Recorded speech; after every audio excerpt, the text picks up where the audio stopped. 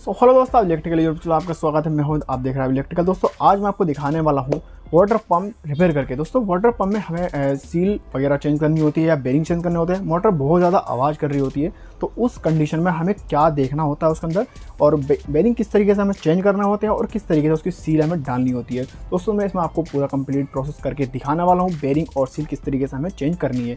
चलिए तो हम वीडियो को शुरू करते हैं। चलिए दोस्तों, तो वीडियो को शुरू करते हैं। अब इसको मोटर को हम ओपन करना स्टार्ट कर देते हैं दोस्तों। तो अब इसको ओपन करने के लिए इसकी पिन को हमें निकालना होगा। तो ओपन करने से पहले इसके फैन निकालना होगा, फैन से पहले इसकी पिन निकालनी होगी। तो पिन इसकी हमने निकाल दी है। अब इसके फैन को निकालना होगा। फैन को हमें सेफली निकालने के लिए इस तरीके से छेनी की मदद से इसको बाहर कर देना है। दोस्तों फैन निकालने के बाद इसका हमें 3 स्टड होते हैं। 3 स्टड को हमें इसे खोलना होगा। ये 8 नंबर का स्टड है दोस्तों। ये तीनों स्टड हमें इसके एक एक करके खोल लेंगे। तो स्टड खोलने के बाद इसका हमें बैक वाला कवर हटाना होगा। तो देखिए बैक कवर इसका आसानी से हट जाएगा। और बैक कवर हटाने के बाद हमें इसका फ्रंट वाला कवर यानी कि मोटर को हटाना होगा इसके रोटर से। दोस्तों जैसे कि आप देख पा रहे हो कि इसका जो बैक, दोस्तों इसको सापट को हमें लकड़ी के गुटके पर इस तरीके से पटकना होगा। तो ये सापट पटकने के बाद इसका जो मोटर है वो अलग हो जाता है। और दोस्तों इसको अलग करने के बाद इसको मोटर को हम देख लेते हैं। तो मोटर में कोई दाग धब्बा तो नहीं आया दोस्तों, तो इसमें सब्सक्राइब आप कर दीजिएगा। चलिए तो मोटर जो इसकी काफ़ी हमें फ्रेश लग रही है दोस्तों। तो इसकी वाइंडिंग जो है बिल्कुल फ्रेश लग रही है। दूसरी साइड से इसकी वाइंडिंग को चेक कर लेते हैं। तो दूसरी साइड से भी इसकी वाइंडिंग काफ़ी हद तक बिल्कुल फ्रेश लग रही है दोस्तों। अब इसके जो हम बेरिंग को चेक कर लेते हैं, क्योंकि बेरिंग बहुत ज़्यादा इसमें आवाज़ कर रहे हैं। तो एक बेरिंग इसका काफ़ी चाला है, दूसरा जो अंदर वाला बेरिंग है बहुत ज़्यादा गंदा दिखाई दे रहा है दोस्तों। ये बहुत ज़्यादा खसर खसर की इसमें आवाज़ पैदा हो गई है। तो चलो इसमें हमें खोलना होगा इसके पंखे को। तो दोस्तों इसके पंखा खोलने के लिए हमें पंखा के 4 नट होते हैं इसमें। तो 13 नंबर के 4 स्टड हमें इसको खोलने होंगे। और 4 स्टड खोलने के बाद में हमें इसको निकालना होगा। तो निकालने से पहले हमें थोड़ी सी चोट इसके दोनों साइड में हमें इस तरीके से लगानी होगी, क्योंकि इसमें पानी गिरता है और पानी गिरने से जंग लग जाता है तो वो जंग फ्री हो जाता है। तो अब हमें चोट इसके हेड के ऊपर वाले कॉर्नर वाले उस पर लगानी होगी, क्योंकि हेड पर ही चोट लगाएंगे तो ये निकल पाएगा आसानी से, वरना तो नहीं निकल पाएगा। तो इसमें हेड पे चोट लगानी होगी धीरे धीरे, ज़्यादा तेज़ हमें इसमें चोट नहीं लगानी है, नहीं तो हेड टूटने का खतरा होता है। चलिए तो हमें इसमें हल्की हल्की इसमें चोट लगाते रहेंगे। और ऐसे ही देख पा रहे होगे काफ़ी हद तक ये सीधा हो चुका है। अब इसको हमें खींच लेना है। तो इसमें रबड़ का रिंग लगा हुआ है, इस रिंग को हमें तोड़ना नहीं है दोस्तों। इस रिंग को हमें आराम से हटाना होगा इसके पास में से। चलिए तो रिंग भी हमने इसमें से हटा दिया है। और अब इसका जो है ये एम्पेलर, आप देख पा रहे हो कि एम्पेलर बिल्कुल क्लियरली दिख रहा है। तो इसमें हमें एम्पेलर को खोलने के लिए हमें इस तरीके से यहाँ पे प्लास से पकड़ना होगा और इसमें पिन डाल देनी है एक। और पिन डालने के बाद में हमें ये 17 नंबर का पाना इसमें हमें लगाना होगा। और 17 नंबर के पाने से इस बोल्ट को हमें खोलना होगा। तो इसमें हमें हल्की सी चोट लगानी होगी और ये खुल जाएगा दोस्तों। तो ये इसका इसमें से बोल्ट हमने इसको खोल दिया है।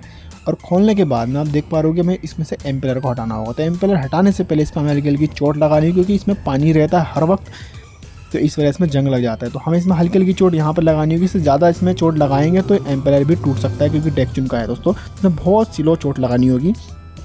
तो एम्पेलर को आप देख पा रहे हो किस तरीके से हमें ज़्यादा हैवी नहीं होने का, आप इसको आराम से खुल जाता है। तो एम्पेलर ये चूनी वाला होता है, आराम से इसका खुल जाता है दोस्तों। तो यहाँ पर इसका एम्पेलर बिल्कुल हट चुका है और ये इसकी सील इसके साथ में ही आ गई है, क्योंकि इस पर चिपकी हुई है।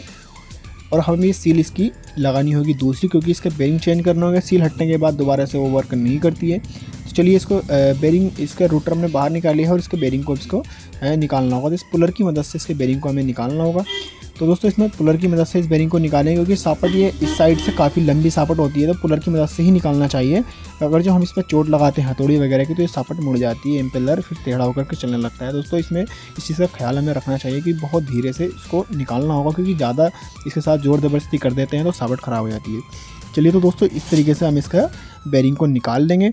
जैसे कि आप देख पा रहे हो कि एक बेरिंग तो निकल चुका है। अब इसका नेक्स्ट दूसरा बेरिंग यानी कि बैक साइड वाला बेरिंग को हम इसको निकालेंगे।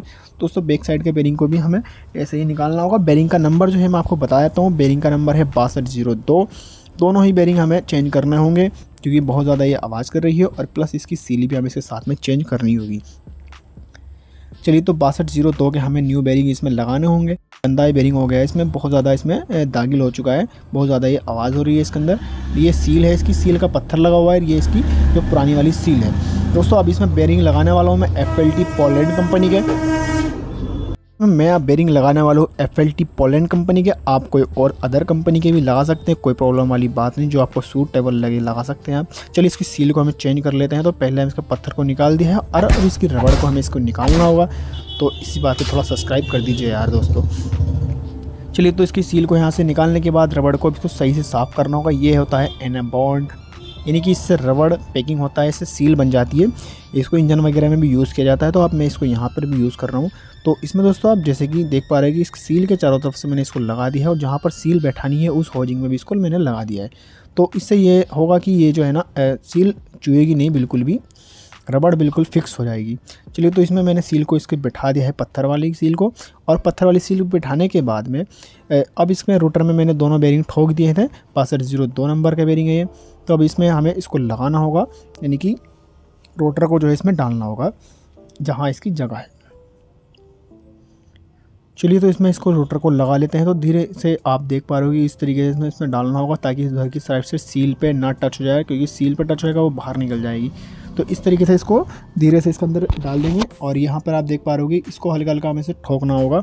तो इस पर लकड़ी के गुटके पे इसको हम इसको पटकेंगे तो ये जो है ना बिल्कुल फिक्स होकर के बेरिंग इसका लग जाएगा जाकर के आगे की साइड में। जैसे कि आप देख पा रहे हो कि बेरिंग बिल्कुल फिक्स हो चुका है।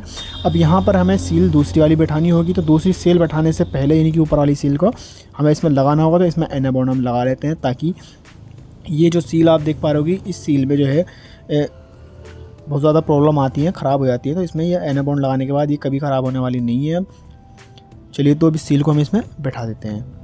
अब इसमें लगाना होगा हमें फाइनली एम्पेलर। तो एम्पेलर लगाने के लिए हमें एम्पेलर सीधे साइड से पकड़ के इसको लगाना होगा। इसके सीधे चक्कर हैं, उल्टे चक्कर इसके नहीं है। तो एम्पेलर इसको फुल टाइट कर देना है। एम्पेलर टाइट करने के बाद इसके ऊपर से नट लगा देना है। नट को बिल्कुल अच्छे से टाइट कर देना है, यानी कि हमें पानी की मदद से इसको फुल टाइट करना होगा।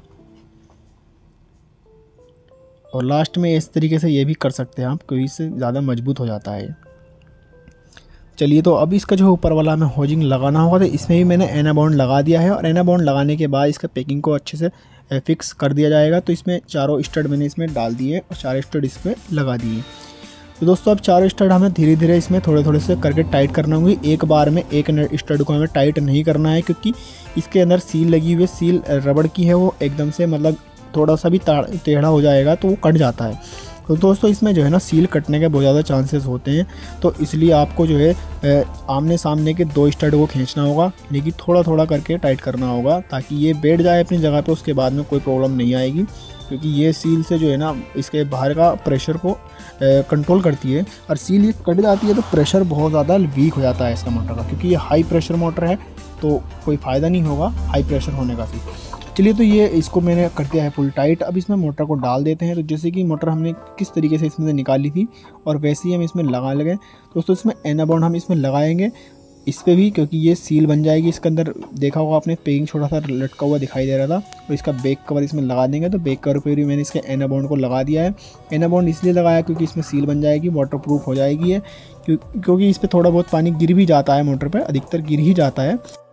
चलिए तो मैं इसके तीनों स्टड को लगा देता हूँ, यानी कि मोटर वाले स्टड को।